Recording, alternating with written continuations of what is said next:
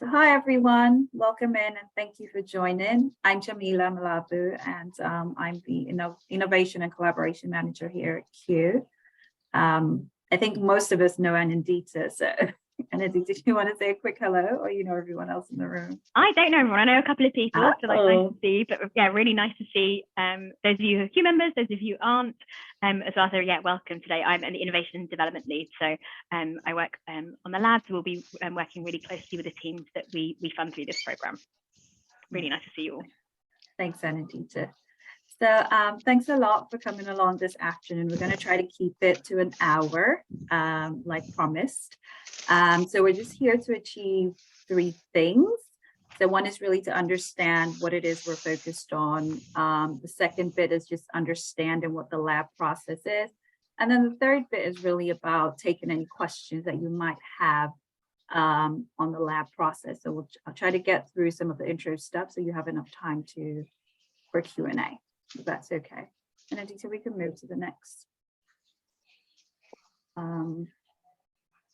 I think what would be nice before we actually start is if we could just go around and say where it is that we're joining from, because we can see your names on the screen, but it'd be good to see where the spread is geographically. Does anyone want to volunteer to start this popcorn style? Really quickly, I see Mike here on my screen. So this Mike from wherever it is you're dialing in from. You're on mute.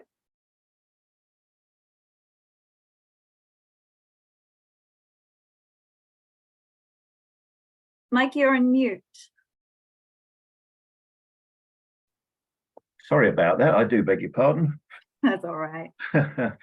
Not the first time today. Mike Brooks, Midlands Partnership, University NHS Trust, patient engagement and empowerment person, working exclusively within MSK, but equally pushing the boundaries for patient and public involvement. Oh, thank you. Oh, that's all right, Julie. You could just type in for us where it is you're joining from. Whoever wants to go next, I don't want to call. We could just do it quickly for the next 2 minutes. And then I'll go next, and Jamila. I'm Kay Stevenson, consultant physio and honorary professor at Keele University. So I'm similarly like Mike in MPFT and Keele. So really looking forward to hearing about this challenge from Q. Welcome. Shall I go next? Hi everybody, I'm Nikki Evans. I'm from Keele University, but we also work really closely in partnership with MPFT as well. Welcome. Shall I go next? I'm Mel Holden. I'm a professor in musculoskeletal rehabilitation, also at Keele University. Welcome. Thank you. Whoever else, I see some of our cameras are off. All right, if you could just pop your names and where you're joining from in the chat, or where you're joining from in the chat, that would be helpful. All right, and Anindita, we can move to the next slide and we could just get into it. Okay, so I think it would be good to really talk about what exactly Q is. So Q Lab is part of Q, which is the community of over 5,000 people working to improve health and care quality in the UK and Ireland. So we use several tools and expertise where it comes in design, systems thinking, creative facilitation, and healthcare improvement to solve complex problems. So in the framing of Q, we like to think about it like a learning program for tackling complex shared problems, shared challenges, which is what we have today around delays in the elective care system. The lab works in accordance with the process you see below. It's really about convening stakeholders across the UK and Ireland, so bringing people together. We run structured design processes to really help people understand and make sense of an issue. And then reflective learning and sense making. What are we hearing? And then how can we use that to design and prototype some kind of solution? And of course, sharing this insights broadly, sharing what we're learning broadly, so that could be taken further to improve any challenges. I like to think about the lab in 3 words. So first of all, it's social. And that's the convening element of bringing people together across the health and care space. So whether it's patients, whether it's clinicians, people who do carers, all coming together around a problem. It's experimental because we are looking at the problem, designing the solution, but doing it in an iterative manner. So whatever we're learning is informing whatever the solution is. And then the third part is the systemic nature of it. It's not about the problem we see at the surface. We're really digging deeper to understand what exactly is causing the problem. What are the different parts and how does it all come together? So in the lab, that is what we're intending to do. So just like the buckets below, convene, design, reflect and sense make, and then communicate these insights broadly. So we can move to the next slide. So this brings us to our topic for the lab, which is how might we create collective responsibility to reduce delays in elective pathways. I think it's important that we first of all talk about the problem, and then we'll go into why we have framed it this way. So we know that the challenge with delays in elective pathways is a systemic issue. We know that it's worsening health outcomes, health inequalities, and then putting unsustainable pressure on health and care staff. And we've heard these things from the conversations we've had as an organization, but also through desk research, we've seen it come up over and over again. And I'm sure you all can testify to what's going on in the system around waiting lists and the times just being at unsustainable levels. And it being this way, but the pandemic really exacerbating the problem. But also the pressures leading to siloed working, because it's very easy to be laser focused on your own path of the on your own pathway when there are pressures. So rather than thinking about how do we work collectively, there's a lot around let me fix it and deal with my problem now. Also, poor patient flow, which is leading to longer lengths of stay and waiting times for patients. And of course, there's a significant burden, economic burden, when people are presenting later, when they're sicker. So all of these things encompassing, we're seeing that problem. So there's delays, and then we're starting to see these worsening health outcomes, health inequalities, and conditions. There's something I was reading more recently from University Hospitals in Leicester, the trust over there, where the population around has like a lower than average life expectancy and more years lived in poor health, but they also face some of the longest waiting times for treatment. So we're seeing things like that, and it's just trying to put an example to some of the things that are happening with these delays in elective pathways and how inequality gaps can continue to widen with this happening. But it's not all bad, because in our research, we also heard that work is being done in improvement science, looking at flow, so the how, the where, the when, the who of care provision along these pathways. But there's also a need for there to be a balance between the relational elements, or the human elements, and the technical elements. So while we're doing one side well, the other not so well, we need to find a balance in both. And so with that in mind, when we look at the topic and the keywords there, collective responsibility, delays, elective pathways, really what we're saying is collective responsibility in that we need to collaborate, we need to have shared purpose, we need to have a shared goal and collective ownership of this problem. Delays, it is what it is, delays in waiting times, longer waiting lists. And that's the problem that we see at the surface as a result of some of these things. And then we're looking at elective pathways. So the planned and advanced care, planned and advanced care, and then all of the chain of events that the patient goes through, from diagnosis all the way through to discharge, or maybe when they get into a care system. We're not very precious about where the pathway starts and ends, because it really is about your context and what is happening there. So we have decided to focus on the elective care pathway to support the NHS recovery plan, but also because our previous program that just closed, actually, Q Exchange, was more inclusive of all of the different pathways. And just to say here also, the lab does not necessarily fix everything, but it's providing you with the space, the tools, and capacity to really reflect on the challenge and create the practical solutions for your context. So it's not a one-size-fits-all, but rather it comes about as a tailored solution. Whatever it is you're creating to solve this problem is a tailored solution that comes about as a result of your learnings and iterations based again on your context. And Aditi, could we move to the next slide, please? So what will we achieve together? So we want at the end of this process to really have successful ideas and interventions developed to address this challenge around delays in the elective care pathway, but also to upskill anyone that comes into this space with skills of collaborative change. And some of the other bits I mentioned around systems thinking, design thinking, just give you the skills to use these tools continuously, but also to gather some insights and learning for broader improvement, because it's important that as we learn, we share. And this just brings us back to the beginning, what we do. So we're doing all of this by convening people, supporting you creatively to design and test the solutions, and then providing the space for you to reflect, to learn, and to sense make. This essentially is just a shortened version of the theory of change around this work. So I'd like us to move into what the lab process is like. Does anyone, I know I've spoken for a little bit, is there anything that you want to clarify before we just talk through the lab process?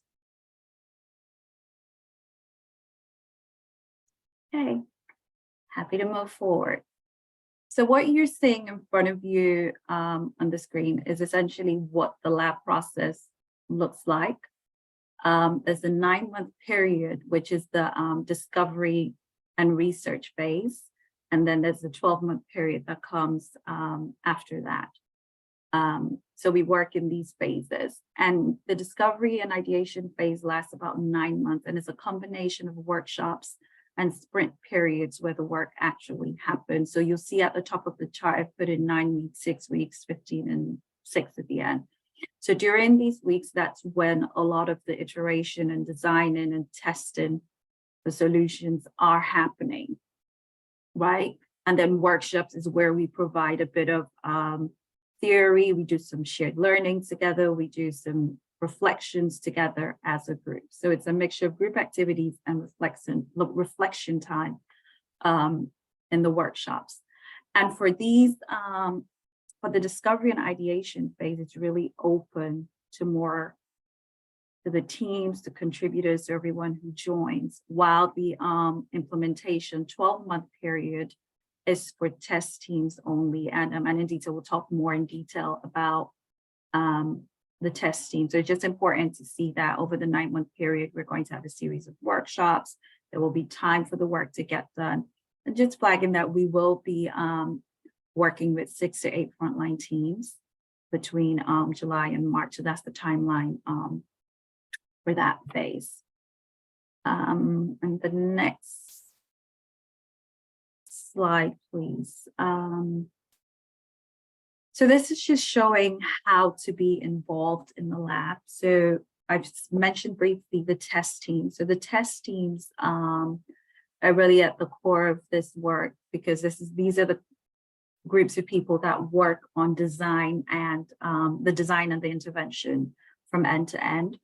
And like we said, we're looking for 6 to 8 teams to join, and the seed funding will be provided for that 9-month process before the application for the implementation of grant funded phase.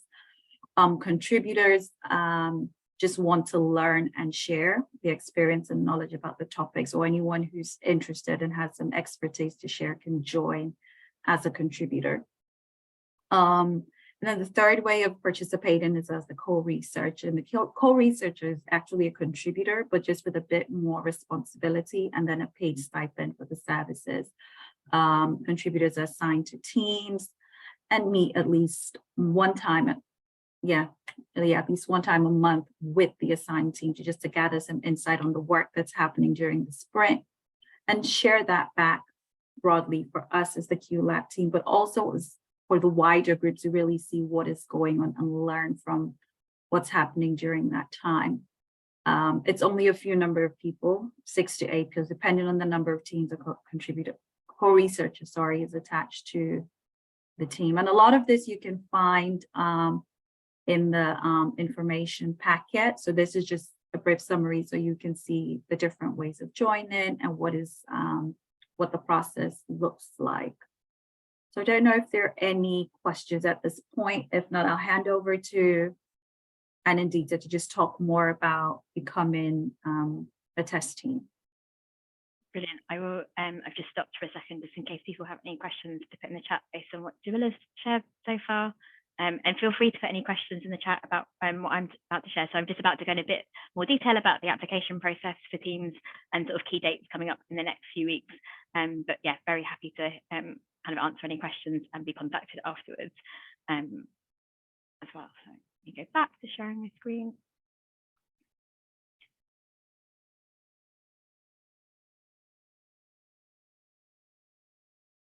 Brilliant. So just to talk a little bit about eligibility. So we obviously are a funding program and we're part of Q, so we expect kind of a member of the team must include kind of a Q member or equivalent improvement expertise with kind of the sense that that person's going to apply to Q. And we are looking for teams who are working on this challenge already. So really interested in kind of hearing about if you have time today to share some of the work that you're doing and some of the challenges that you're seeing. And because of the process, as Jamila's mentioned, that we're going from July to March, and so it is quite soon. So we expect people to kind of have a model of care to do some testing work already, and that people are kind of engaged in the pathway in order to do that as well.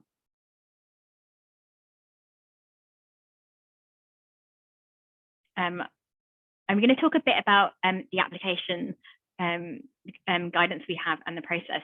Just as we are using our grant management system for the first time this year and doing these applications, and it's slightly clunky as we have some additional questions alongside the sort of standard questions in the form to upload. So I just wanted to kind of pay attention to a few that we are particularly looking for. So the first couple of questions are around you and the organisations that you're working with.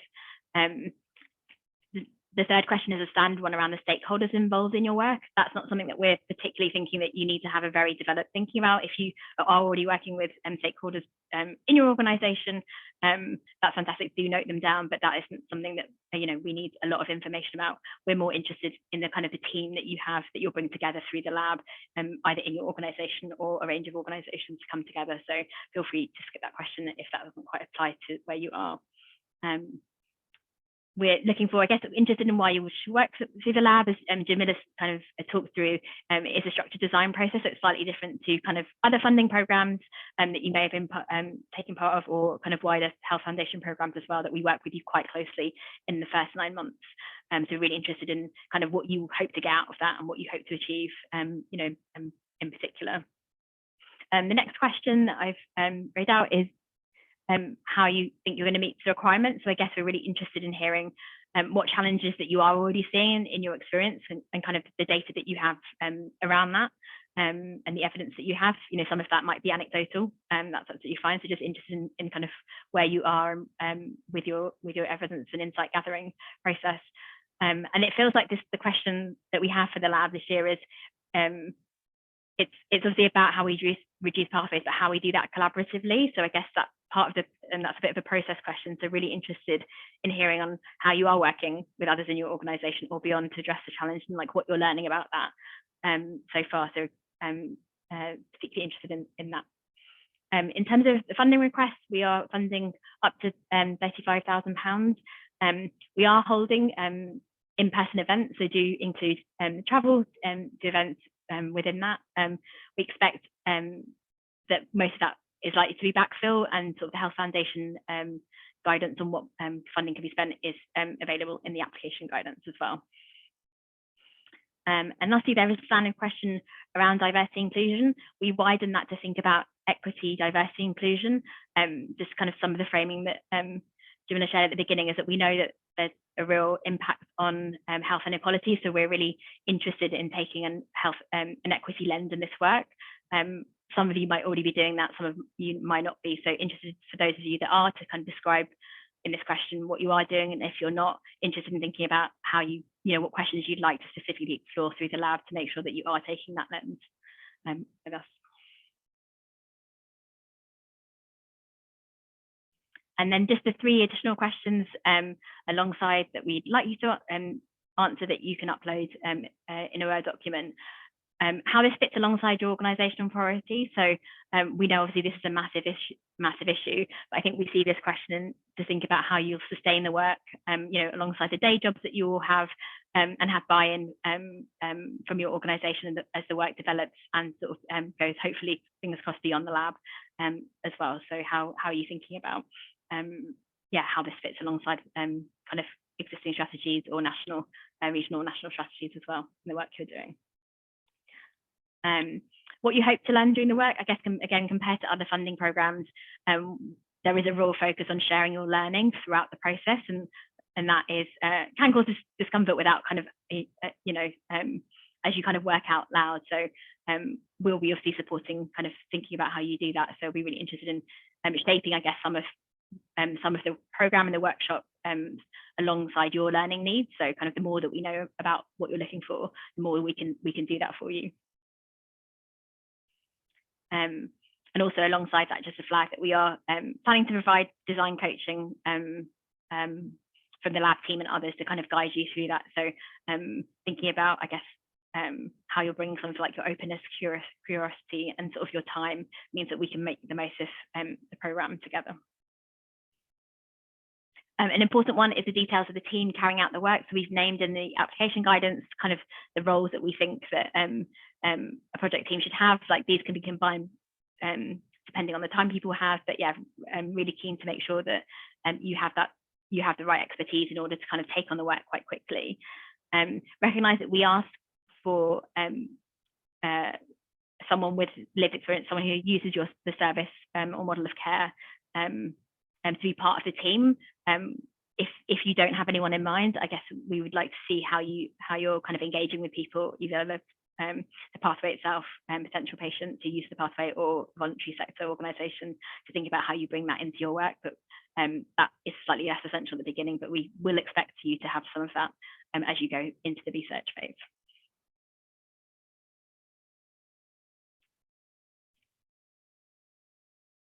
Are there any, just stop sharing, are there any questions on kind of the application process or form?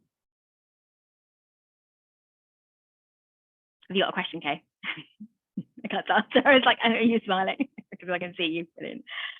I'm glad that was all clear. Okay, I'll just go back to sharing. Second.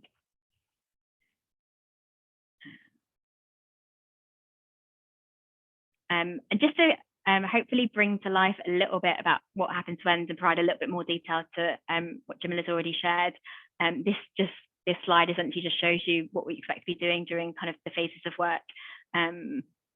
I probably won't talk to it massively. I'll leave it up there, and it is in the information pack that Jamila mentioned, and we can share at the end of this call. I guess I just wanted to talk through a little bit some of the terms that we use, so and where we expect teams to get to. So by sort of March 2024, we expect teams to develop the prototype based on an idea that you've developed through the lab. The idea could be patient-facing or for staff. We don't expect all of the ideas to be the same. We expect to be working with a range of teams across different clinical specialties in the lab this year. And we expect, we've defined a prototype as which is designed to test the feasibility of the intervention, and that can be kind of quite small or large, but what we hope to by March 2024, that you've done some testing in practice, you've got some good feedback on the concept, and then that's the stage that we then will invite teams who've reached that stage to think for implementation funding. So I just wanted to share that. Like I say, that the detail of this slide is also, thanks Jamila, in the application, in the information pack about the lab, which is on our website. And just the last slide from me. this application deadline. So on our system, Jamila said that the link to the portal is 12 p.m. on the 14th of June. We are holding informal calls with teams who are shortlisted from the 26th to the 28th, like very short sort of 20-minute calls just to get to know you and understand your application a bit more. Obviously, we don't and understand the challenge and the team that you're working with, and then we'll be letting applicants know by the 4th of July as well. We've also put the dates of the workshop in the information pack and the application guidance. So kind of our expectation would be that team members come to and attend those workshops, and obviously doing that work in between workshops as well to develop your ideas and test them in practice. I think that is everything from me. Yeah, Jim and I are here to take any questions around the topic, the process. Also really interested if you have time to share, I guess, what you kind of, why this appeals to you and kind of some of the work you're doing, if you'd like as well.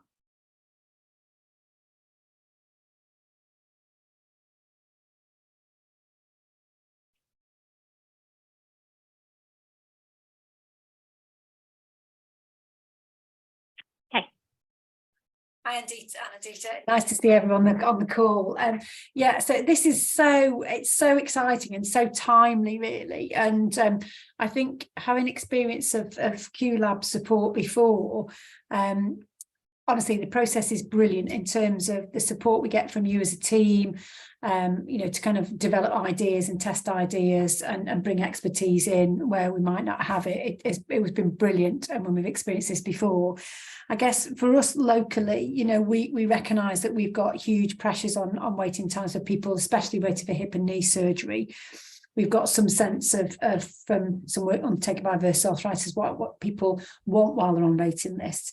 And I think for us, it's exploring what resources we've got that are already produced in terms of evidence-based and co-created, which we have some of, but trying to personalise that, because I really get a sense that people on waiting lists feel very isolated, not connected to. So we're having our first meeting today to think about how can we personalise that offer and make it feel people feel much more connected, because I think there's a bit of sense of people when they're on waiting lists feel very much like they don't know what's going on, don't know what to do to help themselves, keep conditions, etc.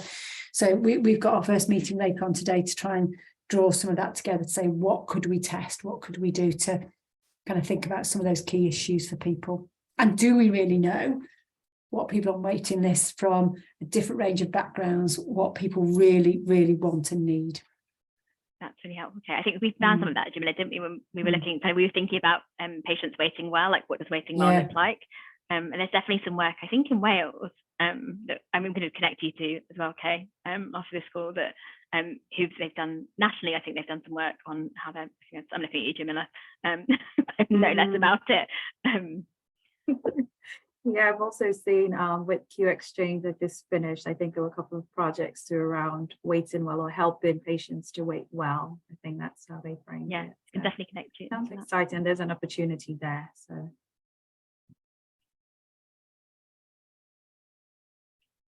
Anything else from anyone you wanted to share?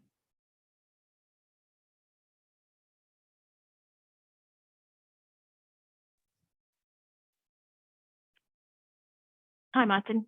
Hi.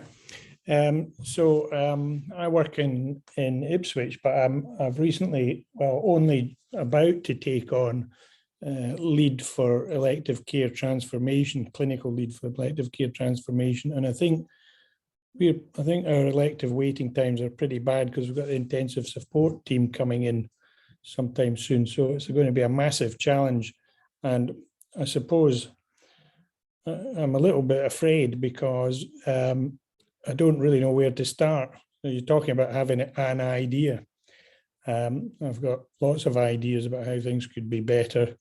Some of the concerns I have about waiting lists are people deteriorating on the waiting list with benign disease. So cancer is given priority, but there are people, and we've just found in an NCPOD report, not one that I wrote, but in an NCPOD report, patients with Crohn's disease waiting huge amounts of time to have surgery, inappropriately probably, with what younger patients who've probably got more severe disease than some cancers. So the whole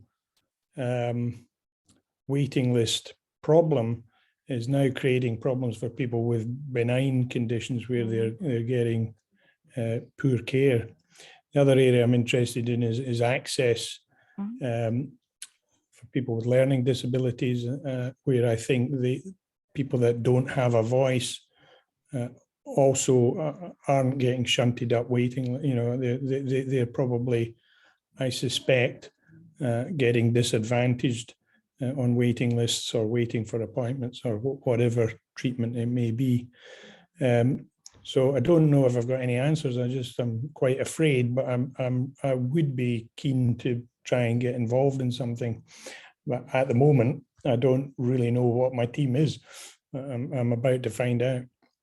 Thanks for sharing, Martin. And I think we really found that, didn't we, Jamila, when we were trying to like think about the topic in general and the vastness, and really conscious of the effect it's having on people and how we manage that with people, with clinicians and people receiving services throughout the lab, like particularly because it is a really emotive subject.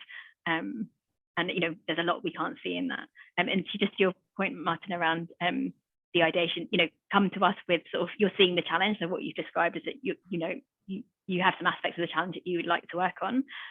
You know, if you have some idea of some pathways, we obviously work with teams through this process to understand and develop ideas to test. So kind of hopefully in the first phase of work, doing a bit more research and insight gathering, giving you the space, I guess, to do that over the summer, and then coming together to think about where best placed, what is amenable to change, you know, and working kind of as a bit of a cohort with other teams, and even if they're working in other areas, like are there similarities or differences in the challenges and themes that you're facing. So hopefully it is a cohort that we support you through this process as a cohort with the wider lab contributor team and the lab team itself. So yeah, and I'm also, just to add, I'm conscious of where people are in the system now, and obviously applying for funding and doing programs on top of your day jobs. If you feel like you want to have a conversation with us, like do reach out. I'll put my email at the bottom, but very happy to take a kind of individual calls just to kind of talk through some of that, because you know we really want people to apply, but also want to make it work for you in the best way it can. Definitely. I mean, the other thing I was going to say is my wife was on a cruise recently, and she said if the NHS worked like a cruise ship, it'd be fantastic.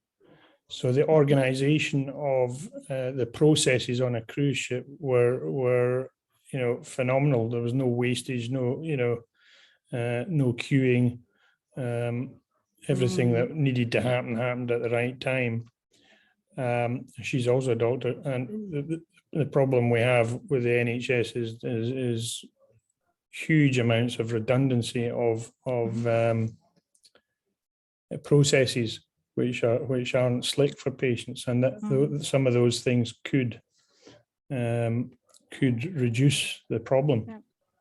Yeah, really speaks to something. No, I was just going to say there's always something in this in the lab about drawing parallels from different spaces. So the lessons may not necessarily come from health and care, but like a cruise ship, like you said, and there's something to explore there. I think it's one of the methods that we do in design thinking as well. How do we draw parallels from other places? So it's good to hear about it.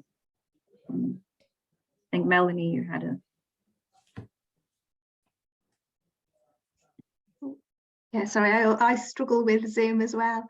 So yeah, just from kind of my background, so I do a lot of research into knee and hip osteoarthritis and kind of conservative care for people with knee and hip osteoarthritis. And I'm always struck by kind of lack of access to good conservative treatment before even getting on the waiting list for kind of total joint replacements. And we often hear when we're talking to patients that they haven't had a good course of conservative care before going on the list for surgery. Their attitudes and beliefs around osteoarthritis make them kind of want surgery rather than trying kind of conservative treatments. And when we look at randomized controlled trials of good packages of conservative treatments, that can reduce people's want and need for joint replacement by up to 30%. So it's just having that, thinking of what you've been talking about in terms of the flow, making sure that people are kind of appropriate on the list. And then the other thing I've been involved in recently is interviews with people who are now no longer eligible for surgery because they've been on the waiting list and they're now they've put weight on, and so when you kind of have cut-offs for surgery because of weight, and then after that they're then discharged, but it's discharged back into nowhere. They don't know what to do, and then that's just a huge problem. So the pathway between primary care and secondary care and getting good conservative treatment in line with nice guidelines, to me, is really important, and from the evidence is lacking at the moment, which isn't going to be helping the problem. Thanks, Melanie. Yeah. That sounds, I don't know if it's the same thing as what we're hearing around failure demand, or is it different, where people come into the system and you're discharged, you go back around because you're dissatisfied, and then we keep going round and round in circles and haven't satisfactorily helped that person. So thank you for sharing that. And that's something, another one of the things we heard as we were trying to delve into the problem.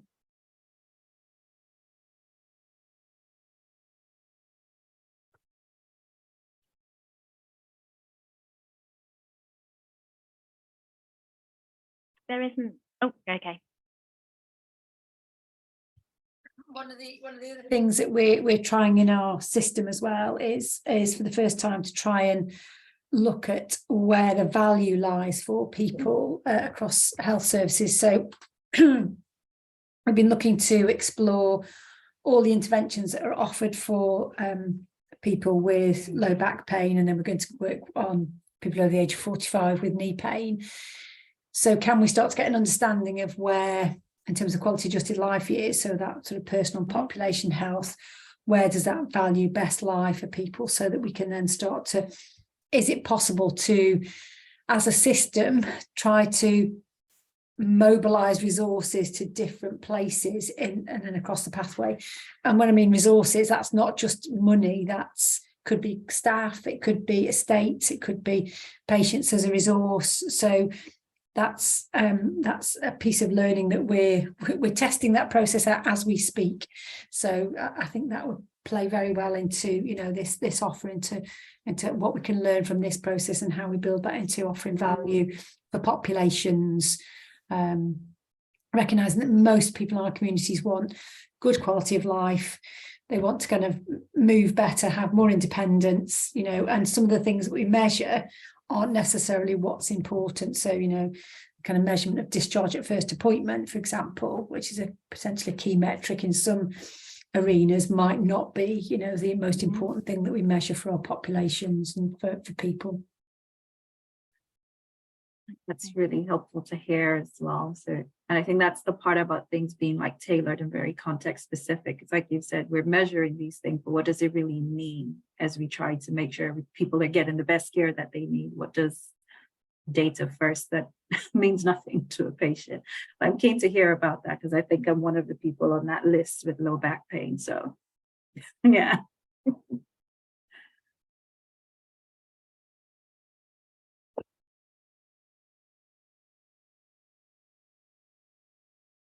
Anything else? Now we have, I think, give or take 10, 12 minutes.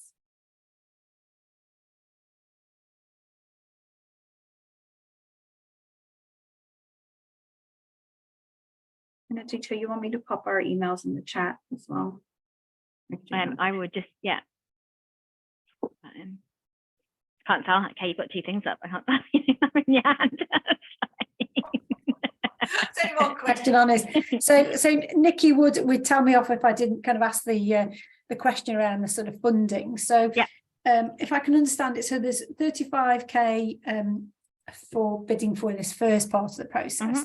Do you have a sense, because it might help us in terms of our ambitions of what we what our ideas we put together, you know, if it was 35k and then 20k afterwards, that might help us think about our ambitions for the whole thing beyond the 9 months. Do you have a sense of what pot might be available for that second element? So I think we will do something to what we've done similar, which is to think about funding, like we'll probably have a total funding pot and then work with you to think about your ambition and your ideas. I guess in the past that's been like from 50 to 100. We're looking, I guess, and we're definitely, you know, we have ambition to definitely provide implementation funding. in the past, we haven't necessarily connected the insight from the lab, this kind of first process, to the implementation phase. So that's just something, a bit of a design question that we're holding. So the funding will definitely be available, but sort of how we make the connection to the implementation phase, just to make sure that that phase is kind of linked into like that early insight, you know, kind of that more intensive phase where we work with you. But yeah, in the past, I think the reason I guess we provide that funding is that we recognise that your ideas are such an early stage, like they need a boost, that, you know, you need to spend more time on it to really, for it to kind of become sustainable, to become like, to again look for other funding that you're going to be doing.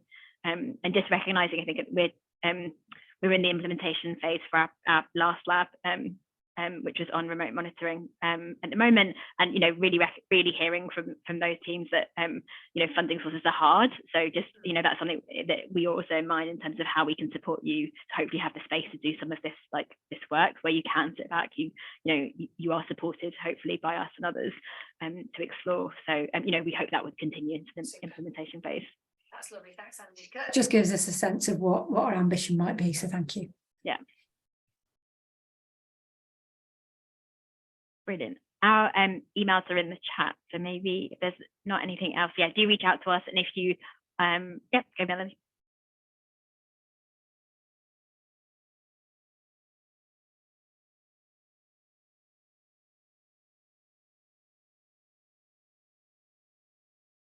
Okay.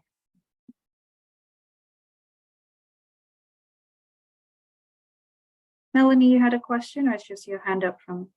No, yeah, thank you. Just while we're kind of moving on to funding, can I just ask about the co-researcher, because I haven't been involved in one of these processes before, and how much time of a co-researcher would teams have? Would that be you know, 3 days a week of a researcher? How much time of that would we have, and is that something that the team could a team nominate their own co-researcher, or was that allocated from you? Yeah, so we are allocating them, and the funding for that is £75 per month, give or take, because we do ask that the interaction is once every month, but also, and that's outside of attending the workshops alongside your team that you're assigned to.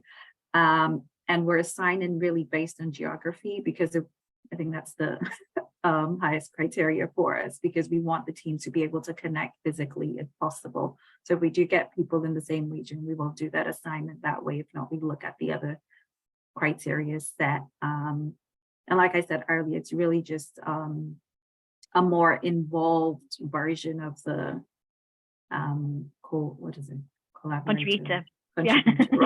Yeah, and I think this is a new role for us, Melanie, so we've not had this role before. And I think because we do have sort of the wider lab community, so those of you who might be on this call who think, oh, this isn't quite for me, but I you know, do sign up to the lab as a contributor, you know, come along to workshops if you're available, or hear about more what we're doing. But we recognise we want to have a bit more of a link from the insight and from teams more generally into the lab work, because that's where the work is, right? That's kind of the kind of where all of the learning is going to come from. So kind of having a bit of space to support that, we hope that role can be. Yeah, okay, that's helpful, thank you. Okay. A cheeky question for me, if I may. Could we borrow your slide sets that you've just presented us, because we've got our first meeting later on, and it'd be really good to give that context of the call. So thank you so much. If that would be, I can send it to you. Thank you. Sorry for being cheeky and asking for that sort of last minute. Thank you. That's fine.